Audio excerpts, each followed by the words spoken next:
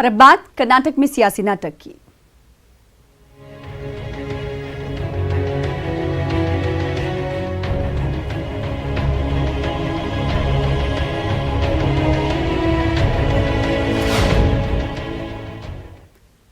Karnataka assembly में आज कुमारस्वामी को किसी भी सूरत में अक्सरियत साबित करनी होगी। गवर्नर ने कुमारस्वामी को आज दोपहर 1:30 बजे तक एतमाद हासिल करने की डेडलाइन दी है। इस दौरान बीजेपी अरकान ने असेंबली में ही रात गुजारी।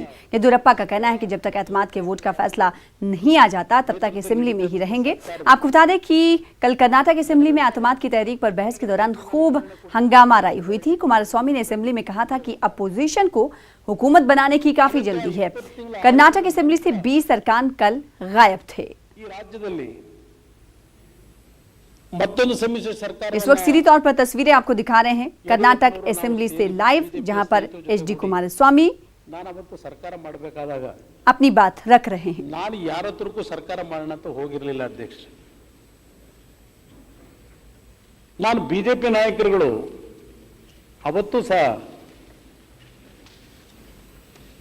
ನನ್ನ ಜೊತೆ ಏನು ಚರ್ಚೆ ಮಾಡಿದ್ರು ಆ ಪ್ರಾರಂಭಿಕ ಹಂತದಲ್ಲಿ ಆ ಒಂದು ಅತಂತ್ರ ಪರಿಸ್ಥಿತಿನಲ್ಲಿ ಅದೆಲ್ಲ ವಿಷಯಗಳನ್ನು ನನ್ನಲ್ಲಿ ಇವತ್ತು ಅಪ್ರಸ್ತುತ ನನಗೆ ಮಾತನಾಡಲಿಕ್ಕೆ ಅವಶ್ಯಕತೆ ಇಲ್ಲ, ಯಾರ ಹೆಸರನ್ನು ತರಲಿಕ್ಕೆ ಹೋಗೋದಿಲ್ಲ।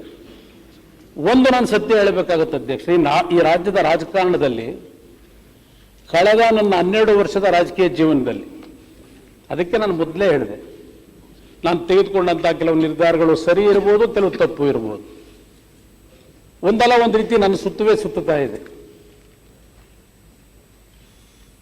ಇವತ್ತು ಅದು ನನ್ನ ಹಣೆ ಬರ। ನಾನಲ್ಲಿ ಕೂತಿದ್ದಾಗ ಸನ್ಮಾನ್ಯ ವಿರೋಧ ಪಕ್ಷದ ನಾಯಕರೇ ಅವರ ಒಬ್ಬ ಅಸಿಸ್ಟೆಂಟ್ ಕೈಯಲ್ಲಿ ಒಂದು ಸ್ಲಿಪ್ ಕಳಿಸ್ತಾರೆ ಭೇಟಿ ಮಾಡಬೇಕು ಅಂತ ಹೇಳಿ। ನಾನು ಕದ್ದು ಮುಚ್ಚಿ ಮಾತಾಡ್ತಕ್ಕಂಥದ್ದು ಏನೂ ಇಲ್ಲ। ಯಾಕೆ ಅಧ್ಯಕ್ಷರೇ ಈ ವಿಷಯಗಳನ್ನು ಪ್ರಸ್ತಾಪ ಮಾಡ್ತಾ ಇದ್ದೇನೆ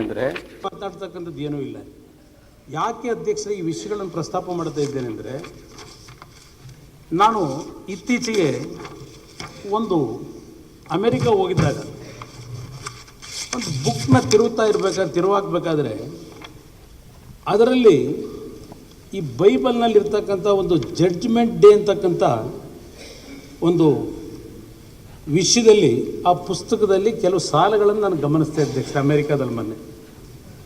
ಅಲ್ಲಿ ಆ ಪುಸ್ತಕದಲ್ಲಿ ಏನು ಬರೆದಿದ್ದಾರೆ ಅವರು, ಆ ಬೈಬಲ್ನ ಆ ಒಂದು ಇದನ್ನು ಕೋಟ್ ಮಾಡಿ ಆ ಜಡ್ಜ್ಮೆಂಟ್ ಡೇ ಅಂತಕ್ಕಂಥದ್ರಲ್ಲಿ, the only consolation is that there is coming a day when everyone will give an account of their lives as they stand before Almighty God on Judgment Day, with no liar, with no lies, no facade, just them and true record of their life।